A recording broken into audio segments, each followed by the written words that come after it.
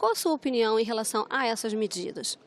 O presidente Bolsonaro, dando sequência no conjunto de medidas necessárias para que o Brasil possa andar, nós já aprovamos aqui na Câmara e também aqui no Senado Federal a reforma da Previdência. Inclusive, deve ser promulgada ainda nesta semana, pelo presidente do Congresso Nacional, o senador Davi Alcolumbre. Então, esse é um ponto. Essas outras questões dos fundos, por exemplo, tem 280 bilhões de fundos que precisam ser utilizados para a economia andar. Estão travados esses fundos. Da mesma forma, a questão da própria reforma administrativa, que começa por uma dessas PECs que já está chegando aqui no Senado. É a regra de ouro, que estabelece os limites dos estados e municípios e também da União, também é importante. Afinal, os legisladores, vereadores, deputados estaduais, deputados federais e senadores podem ajudar na montagem, na elaboração dos orçamentos e não ficar com os tetos fixos, tanto para a saúde, tanto para a educação, enfim, esses valores que teriam mais liberdade de acordo com os gastos de cada região, de cada estado, enfim, para que possam ser administrados pelos legisladores, ajudando o executivo. Portanto, eu vejo que são medidas importantes e vem outros pacotes atrás, que a própria reforma da, vamos dizer assim, tributária, são pacotes importantes.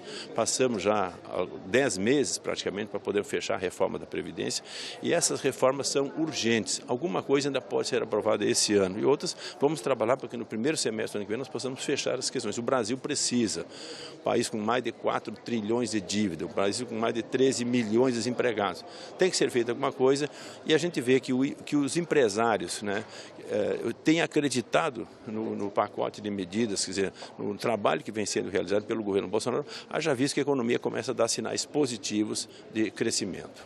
Você acha então que essas medidas podem resolver a questão dos estados e municípios? Também, se nós temos hoje mais de 3 mil municípios que não fecham as contas, 23 estados também não fecham as contas, inclusive o meu estado tem dificuldades. 23 estados dos estados da União. Então, precisa ser feita alguma coisa e esse encaminhamento está sendo feito pelo governo Bolsonaro para que a Câmara e o Senado possam discutir essas matérias. O senhor acredita, então, que essa PEC emergencial, que o presidente quer ver aprovada mais rapidamente, tem alguma chance dela ser aprovada ainda esse ano aqui? Acredito que sim, que possa ser trabalhado rapidamente, tanto no Senado como também na Câmara.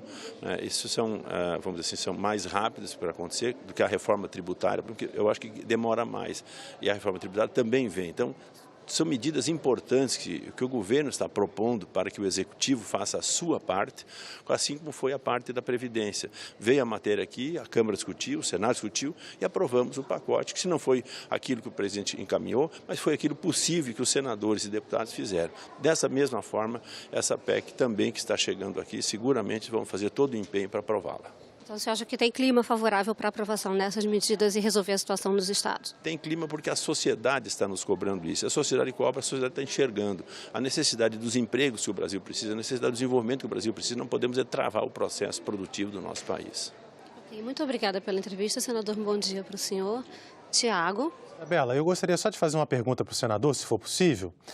Seria o seguinte, nós estamos completando 300 dias do governo Bolsonaro. 300 dias o senador é do PP do Rio Grande do Sul, partido dos progressistas, e que faz parte da base do governo, Isabela. Então, gostaria que ele fizesse uma análise aqui no nosso telejornal. Nós vamos também ouvir a oposição, mas agora falando aí pelo bloco aí de apoio ao governo, uma análise desses 300 dias de governo, hoje justamente com essa entrega de novas propostas econômicas. O nosso apresentador, o Tiago, pediu para o senhor fazer uma análise dos 300 dias de governo Bolsonaro, que o senhor é do PP, bloco do governo, e ele pediu para o senhor fazer essa análise, já que está completando esses 300 dias. Que eu vejo várias medidas, a Previdência, por exemplo, eu passei pelo governo Fernando Henrique, eu passei pelo governo Lula, eu passei pelo governo Dilma, ainda como deputado, e pelo governo Michel Temer, Então, esses 20 anos que eu passei na Câmara, nós não tivemos um avanço, como já tivemos, especificamente na reforma da Previdência, aprovada já nas duas casas, enviado pelo Legislativo.